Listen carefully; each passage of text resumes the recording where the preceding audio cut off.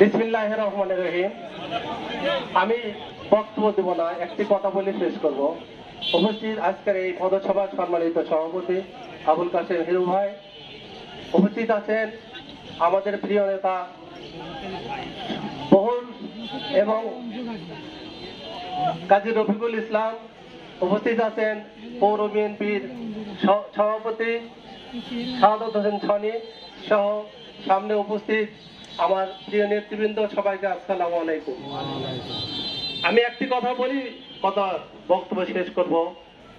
আমাদের নেত্রী, দেশনেত্রী বেগম খালেদা জিয়াকে এই হায়না সরকার, খুনি সরকার এক কাপড়ে বাড়ি থেকে বের করে দিয়েছিলেন।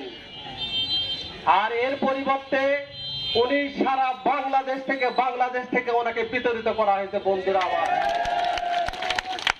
আজকে আমাদের তারেক রহমান উনি বলেছেন যে আপনারা আইন হাতে তুলে নেবেন না। আমি বলতে চাই যে এই শেখ হাসিনা যে মানুষের প্রতি যে নির্যাতন করেছে, যত মানুষ হত্যা করেছে, আমি বলতে চাই এই শেখ হাসিনার 1000 বার ফাঁসি হওয়া উচিত, 1000 বার ফাঁসি হওয়া উচিত। আমি আমার এই কথা বলে বক্তব্য শেষ করছি।